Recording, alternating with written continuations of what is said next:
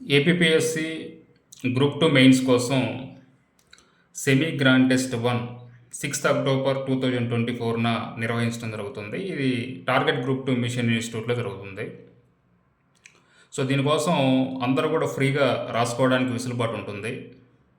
అయితే మీరు చేయాల్సింది ఏంటంటే ఈ వీడియో కింద మీకు టెలిగ్రామ్ లింక్ ఉంటుంది. టెలిగ్రామ్ ఛానల్లో జాయిన్ అయ్యి అందులో గూగుల్ ఫామ్ ఇవ్వబడుతుంది. అందులో రిజిస్ట్రేషన్ అవ్వండి. మీ అందరికి కూడా October 2024న సెమీ గ్రాండ్ టెస్ట్ అనేది రాసుకోవడానికి వీలుంటుంది. అయితే దీనికి సిలబస్ ఏంటంటే మనకి మొత్తం 4 సబ్జెక్టులు ఉన్నాయి.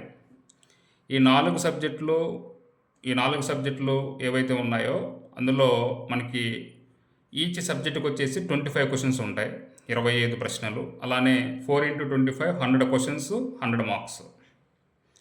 అలానే 4 సబ్జెక్టులలో మొదటి 2 టాపిక్స్ ఏవైతే ఉన్నాయో, ఫస్ట్ 2 చాప్టర్స్ ఏవైతే ఉన్నాయో అవే ఉంటాయి సిలబస్లో మనకి ఈ సెమీ గ్రాండ్ టెస్ట్ 1కి. అలానే సెమీ గ్రాండ్ టెస్ట్ 1 అయిపోయిన తర్వాత ఇదే అక్టోబర్ ఎండింగ్లో సెమీ గ్రాండ్ టెస్ట్ 2 ఉంటుంది. అప్పుడు ప్రతి సబ్జెక్ట్లో కూడా 3, 4, 5 ఆ చాప్టర్స్ ఉంటాయి అన్నమాట. అంటే సగం సబ్జెక్ట్ ఇప్పుడు సిలబస్ అనేది మనం ఇందులో పెడుతున్నాం. సరే, ఇప్పుడు మీకు వివరంగా అర్థం అవ్వడం కోసం ఫస్ట్ ఏపీ హిస్టరీలో చాప్టర్ 1 అలానే చాప్టర్ 2 ఈ 2 ఉంటాయి.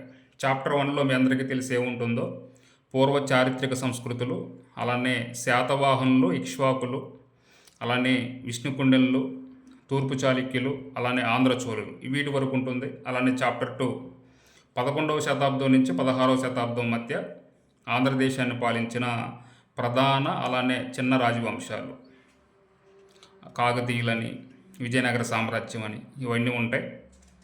సో ఇది చాప్టర్ 1, చాప్టర్ 2 ఇది ఏపీ హిస్టరీ.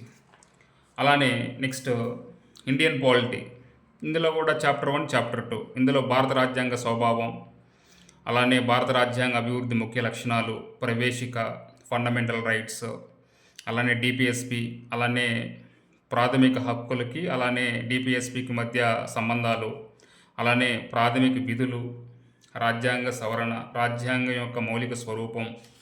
అలానే నెక్స్ట్ చాప్టర్ 2లో భారత ప్రభుత్వ నిర్మాణం మరియు విధులు, అంటే కేంద్ర ప్రభుత్వానికి సంబంధించింది. అలానే శాసన, కార్యనిర్వాహక మరియు న్యాయ వ్యవస్థ, అంటే సుప్రీంకోర్టు, హైకోర్టు వీటికి సంబంధించి మొత్తం కూడా చదవాలి. అలానే మన పార్లమెంట్కి సంబంధించి ఇవన్నీ కూడా మనకు ఉంటుంది. ఇది చాప్టర్ 1, చాప్టర్ 2 ఇండియన్ పాలిటీలో.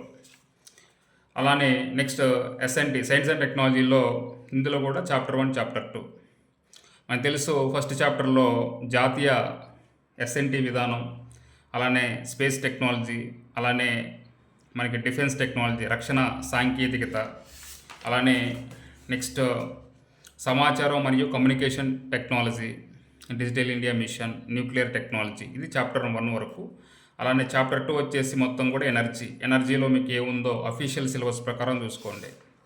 మనకి జాతీయ ఇంధన విధానాలు, అలానే భారత్ స్టేజ్ నిబంధనలు, అలానే జీవ ఇంధనాలపై జాతీయ విధానం, ఇవన్నీ కూడా మనకి చాప్టర్ 2లో ఏమున్నాయో మొత్తం కూడా అఫీషియల్ సిలబస్ ప్రకారం చూసుకోండి. ఇక తర్వాత ఎకానమీ కనుక మనం చూసుకున్నట్లయితే భారతీయ మరియు ఆంధ్రప్రదేశ్ ఆర్థిక వ్యవస్థ, ఇందులో చాప్టర్ 1, చాప్టర్ 2 మళ్ళీ అంటే ఏమొస్తుంది, భారత జాతీయ ఆదాయం యొక్క భావన మరియు మదింపులు, అలానే ఆర్థిక వృద్ధి మరియు ఆర్థిక అభివృద్ధి, అలానే ప్రణాళికలు, నూతన ఆర్థిక సంస్కరణలు, నీతి ఆయోగ్. అలానే దీంతో పాటుగా చాప్టర్ 2 అంటే మనకి ఏమొస్తుంది, మనీ, బ్యాంకింగ్ ఇది వస్తుంది. సో కాబట్టి భారత రిజర్వ్ బ్యాంక్, ఆర్బీఐ విధులు, ద్రవ్య విధానం మరియు రుణ నియంత్రణ, భారతీయ బ్యాంకింగ్, ద్రవ్యోల్బణం, ఇన్ఫ్లేషన్, అలానే ట్యాక్సేషన్, భారతీయ పన్ను నిర్మాణం, అలానే ట్యాక్స్ సిస్టమ్ గురించి పూర్తిగా చదవండి. అలానే వస్తువులు మరియు సేవలపై అంటే జిఎస్టీ, అలానే బడ్జెట్, అలానే భారతదేశ బ్యాలెన్స్ ఆఫ్ పేమెంట్స్, అలానే ఎఫ్డిఐ.